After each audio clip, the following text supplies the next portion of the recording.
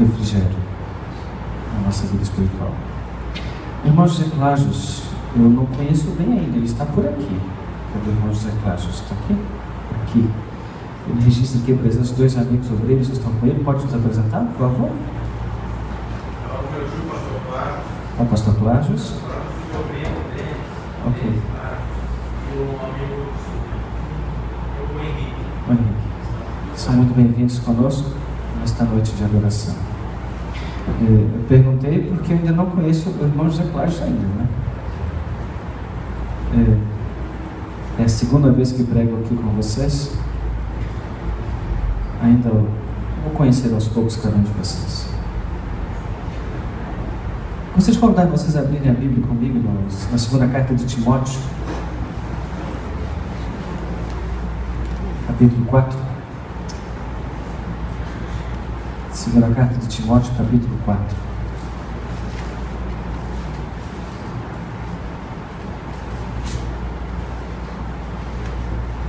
É uma porção das cartas de Timóteo muito conhecida, muito citadas. Uma das últimas partes da vida de Paulo. Muitos estudiosos consideram que esse capítulo 4 aqui da segunda carta de Timóteo é o canto do cisne. Canto do cisne é uma expressão muito comum para a literatura hoje, mas não começou na literatura. A primeira vez que essa expressão, canto do cisne, surge na história é quando Platão, no discurso Fedon, ele descreve as últimas palavras de Sócrates. E Sócrates, ele, segundo a história, não necessariamente verídica, mas a história que se conta de Sócrates, ele toma a cicuta e já ali pressentindo os minutos finais da sua vida, então ele proclama o último discurso. E Platão registra o canto do cisne. É muito comum em outros lugares também. Shakespeare, ele tem algumas coisas com esse título.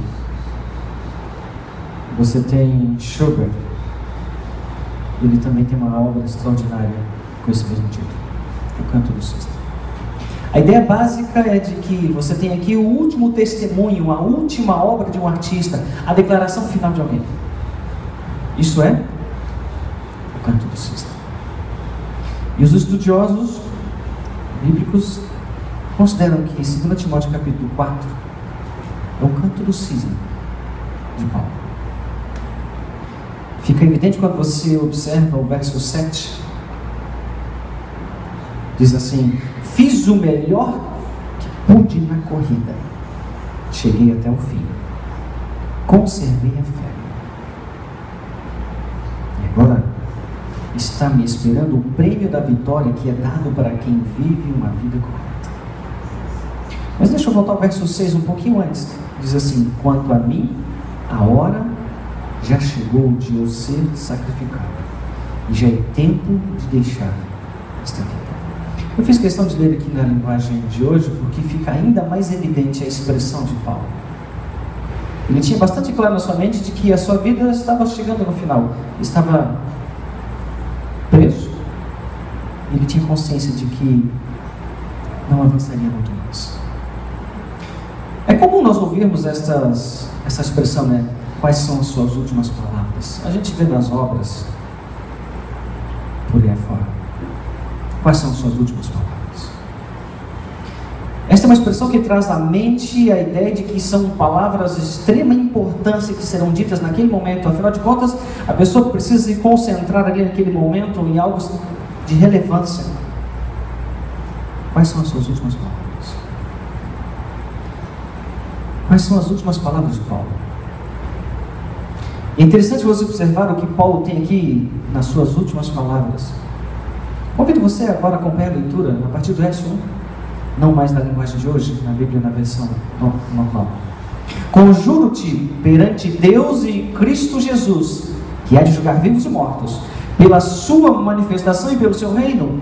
Prega a palavra, insta, quer seja oportuno, quer não, corrige, repreende, exorta com toda longanimidade, doutrina, pois haverá tempo em que não suportarão a sã doutrina. Pelo contrário, cercar-se-ão de mestres segundo as suas próprias cobiças, como que sentindo coceira nos ouvidos, e se recusarão a dar ouvidos à verdade, entregando-se às fábulas. Tu, porém, se sóbrio em todas as coisas, suporta as aflições, faz o trabalho de um evangelista, cumpre cabalmente o teu ministério. Quanto a mim, estou sendo já oferecido por libação, e o tempo da minha partida é chegado. Combati o bom combate, completei a carreira, guardei a fé.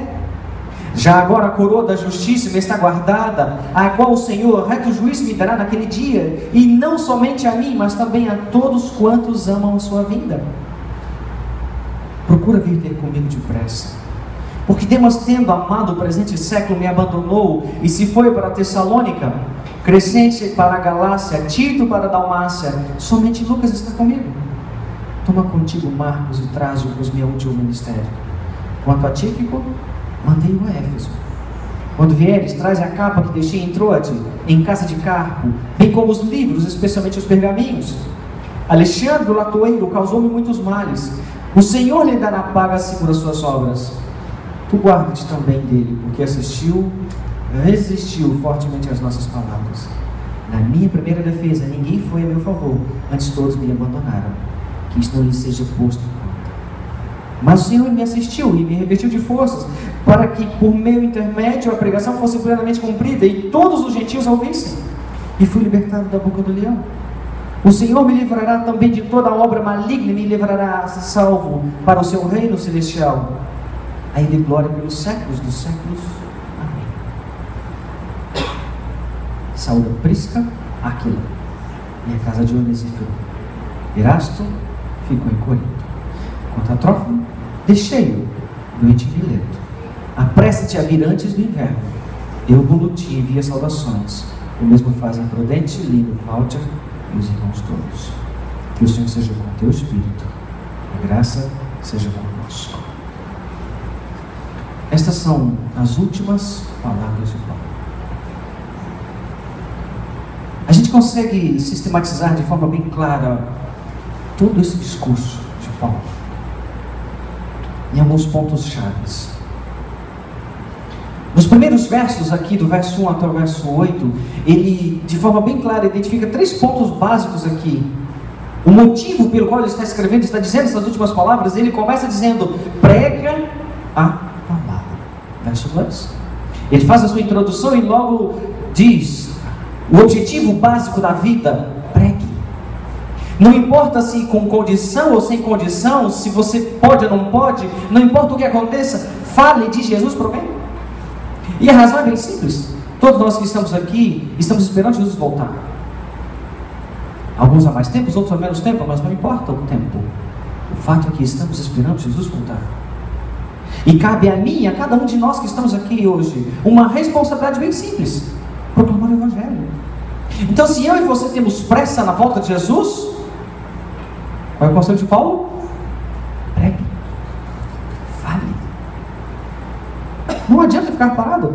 O irmão aqui contou, falando de um agradecimento que esteve numa igreja, numa comunidade, percebeu um movimento missionário extraordinário que o inspirou. A pregação, ela avança quando eu estou fora dos bancos desta igreja, não sentado. Aqui não acontece nada de proclamação do Evangelho a outras pessoas. Aqui eu venho adorar a Deus. Mas a primeira questão que Paulo levanta é esta: pregue a palavra, proclame, independente do que aconteça. E ele fala de algumas circunstâncias aqui, mas a despeito das circunstâncias, então ele tem um segundo ponto importante. No verso 5 ele diz assim: ser sóbrio. E ele fala de algumas dificuldades que deveriam de acontecer, mas mantenha-se com clareza, com firmeza. E ele diz: cumpre. E a terceira questão: cabalmente. Vai até o final. Então agora começa a refletir na sua vida. Ele dá 3 conselhos simples, pequenos, úteis para qualquer um. E agora, então, na última parte das suas palavras, ele olha para ele. E nós identificamos esses três conselhos. Ele identifica logo o fim da sua vida, mas ele diz: fui até o final. E é interessante você observar algumas das dificuldades que ele coloca aqui. A partir do verso 9, ele fala de um amigo, de algumas pessoas que estão em situações ruins, contrárias a ele, que estão trazendo dificuldade à sua vida. Ele tem a intenção de proclamar o Evangelho, de levar de forma bem fiel, cabalmente, até o final, tudo que ele tem como ministério, com clareza, a despeito das dificuldades. Então ele identifica aqui alguns amigos e algumas pessoas que atrapalham a vida dele. Mas sabe o que é mais interessante aqui? Como que Paulo pode dizer: combati o bom combate? Verso 7. Completei a carreira e guardei a fé. Como assim? Ele dá o exemplo dele. Por que eu digo o exemplo dele? Abra sua Bíblia comigo, Romanos 12, verso 17. E vamos entender agora. Aqui é Paulo também. Romanos 12, verso 17, ele diz assim, livro de Romanos, capítulo 12, no versículo 17.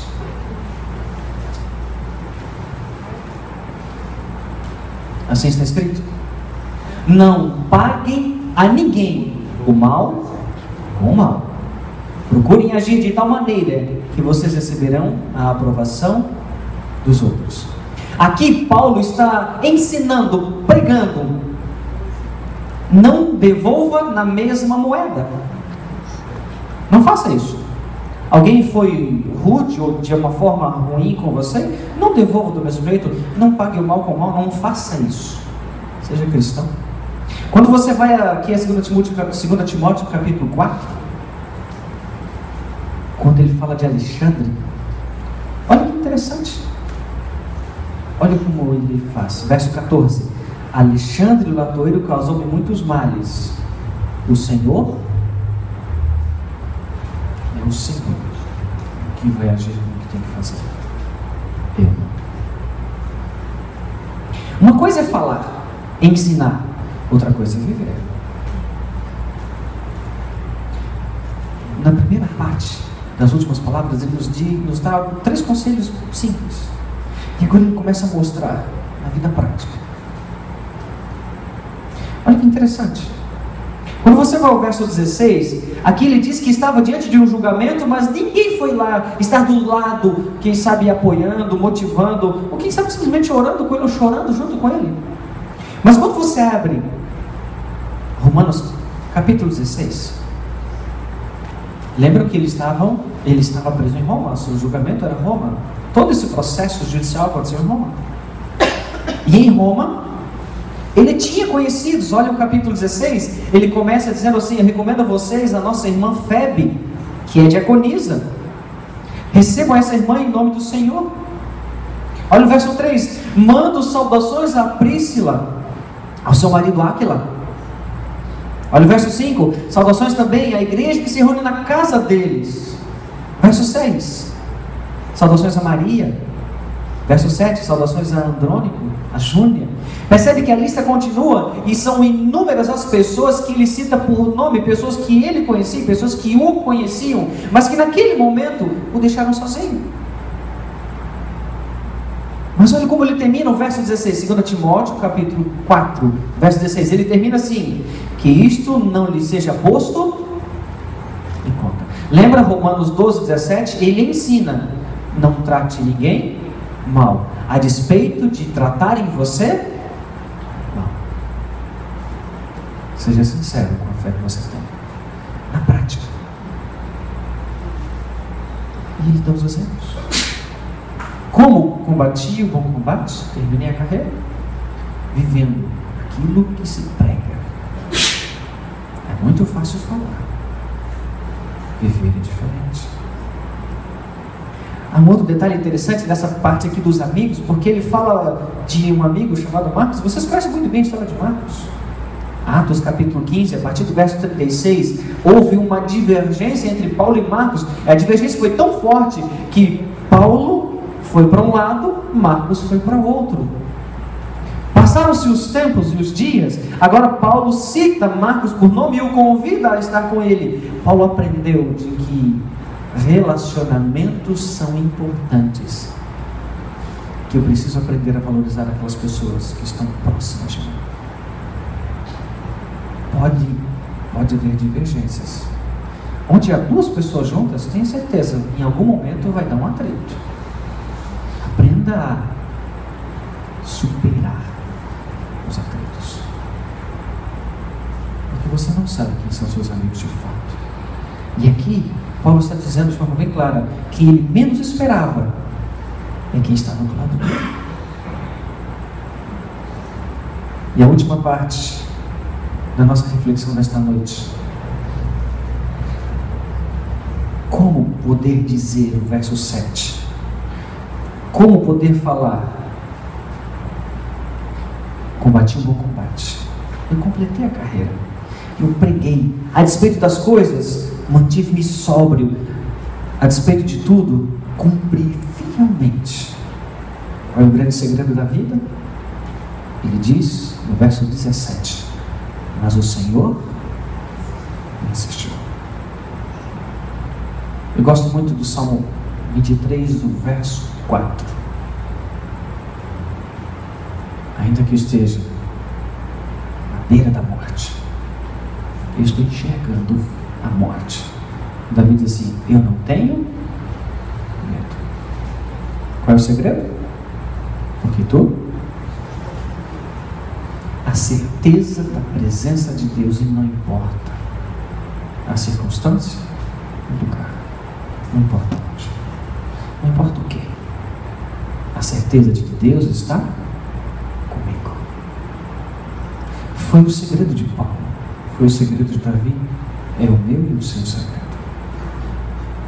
Viver com coerência entre aquilo que falo e aquilo que vivo. Proclamar o Evangelho, a despeito de qualquer coisa, e levar com fidelidade a minha vida com Deus.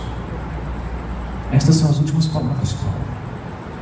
Conselhos simples, mas como tudo na religião de Deus é simples, o que nos falta muitas vezes é a prática. Deus é simples, nós aqui inventamos coisas difíceis.